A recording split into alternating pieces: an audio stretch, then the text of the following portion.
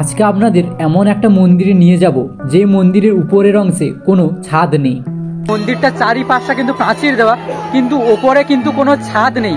যতবারই এই ছাদ নির্মাণ করার চেষ্টা করা হয়েছে ততবারই এই ছাদ ভেঙে পড়েছে। স্থানীয়দের মধ্যে বিশ্বাস মা এখানে আবদ্ধ হয়ে থাকতে চান না, মা উন্মুক্ত খোলা আকাশের তলায় বসবাস করতে চান।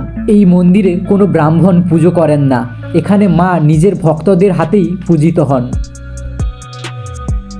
এই মন্দির চত্বরে আছে নাগ নাগিনীর বসবাস।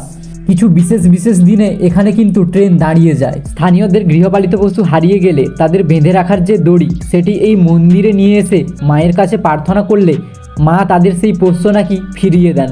মন্দিরে মাকে পূজা করা হয় দুধ, ধূপ এবং মিষ্টান্ন দিয়ে। দুধ এই ঢিবির মধ্যে ঢালা হয়, আর এই দুধ কোথায় যায় বা তার নির্গমের পথ কোনটা তা এখনো কিন্তু জানা যায়নি। এমনই অনেক অলৌকিক ঘটনা জড়িয়ে রয়েছে এই মন্দিরকে ঘিরে। চলুন আজকে এই মন্দিরে যাই, এই মায়ের দর্শন করাই আপনাদেরকে। আমাদের সঙ্গে ঘুরে দেখবেন এই ঐতিহাসিক মা মনসা মায়ের মন্দির, যেটি জকপুর এবং মাতপুর এই দুটি স্টেশনের মাঝখানে মহিষা গ্রামে অবস্থিত।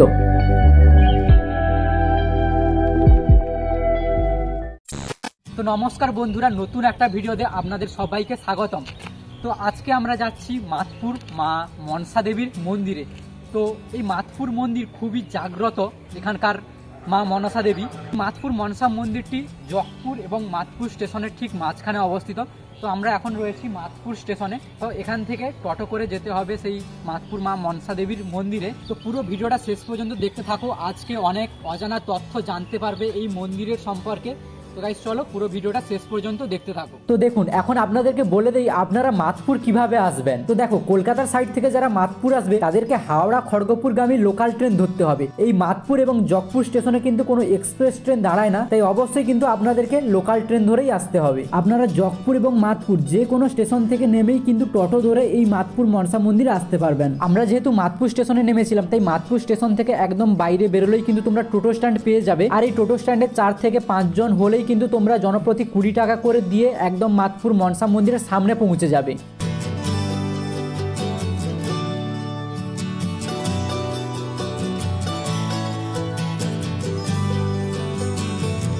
তো বন্ধুরা, এটা হচ্ছে এখানকার পুকুর। তো এখানে এই পুকুরে পা হাত ধুয়ে তোমরা তারপর ডালি নিয়ে তারপর তোমরা এখানে পুজো দেবে। তো সবার প্রথমে এখানে যারা চান করে আসোনি, তো এখানে অবশ্যই তারা চান করবে। আর যারা বাড়ি থেকে চান করে এসছো, তো এখানে সেটা প্রয়োজন নেই। তো দেখো, মন্দিরে ঢোকার মুখেই এইরকম তোমরা বহু দোকান পেয়ে যাবে এবং এখান থেকেই তোমরা পুজোর ডালা নেবে। আর অবশ্যই তোমরা কিন্তু ঠিকঠাক দোকান ঘুরেই নেবে, কারণ এখানে একটু দাম দর করে তোমরা ঠিকঠাক দেখে শুনে নেবে।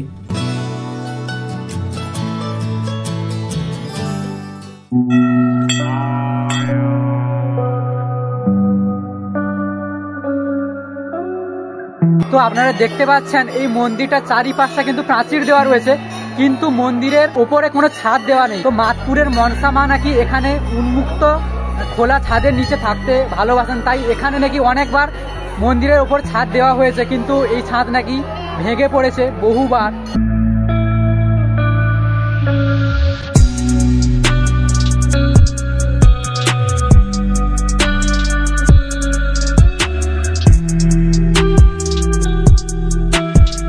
আর আপনাদের বলে রাখি, এই মন্দির কিন্তু মঙ্গলবার এবং শনিবার সপ্তাহে এই দুদিনই কিন্তু এখানে বেশি মানুষ আসেন, পুজো করেন। তো এই দুদিনই বেশি কিন্তু ভিড় হয়, অন্যান্য দিন হয় কিন্তু খুব কম, এখানে দোকানপাট খোলে না। কিন্তু এই শনিবার এবং মঙ্গলবার মূলত এই দুদিনই এখানে পূজা হয়।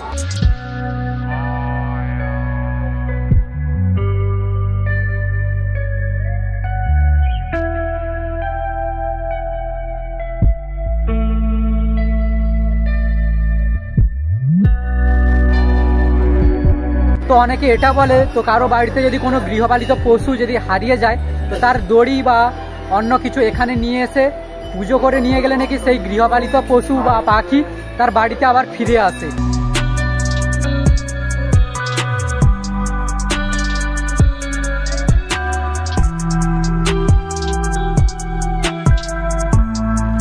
মন্দিরের পেছনে এলেই দেখতে পাবেন এই যে ট্রেন লাইন। এখানে কিন্তু কিছু বিশেষ দিনে এখানে ট্রেন দাঁড়ায়, তো এখান থেকে আপনারা চলে আসতে পারবেন। কিন্তু সব দিন এখানে ট্রেন দাঁড়ায় না, বিশেষ কিছু দিনে এখান থেকে ট্রেন দাঁড়ায় এবং আপনারা এখান থেকে নেমেও কেউ আসতে পারেন।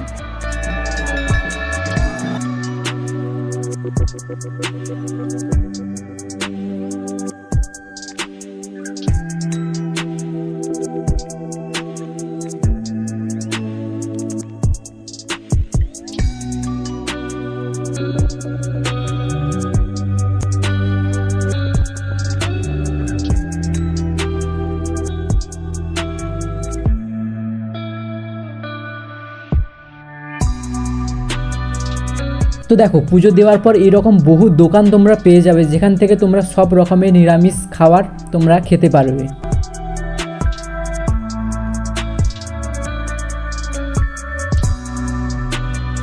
তো চলো আজকের ভিডিওটা এইটুকুই। তো ভিডিওটা কেমন লাগলো তো কমেন্ট বক্সে কমেন্ট করে জানাও, এবং যারা মাতপুর এখনও আসোনি তো অবশ্যই আসো। তো গাইস চলো দেখা হচ্ছে নতুন কোনো একটা ব্লগে। তো আজকের মতো টাটা। আর যারা এখনও চ্যানেলটাকে সাবস্ক্রাইব করোনি তো তাড়াতাড়ি সাবস্ক্রাইব করো। তো গাইস চলো দেখা হচ্ছে নতুন কোনো ভিডিওতে।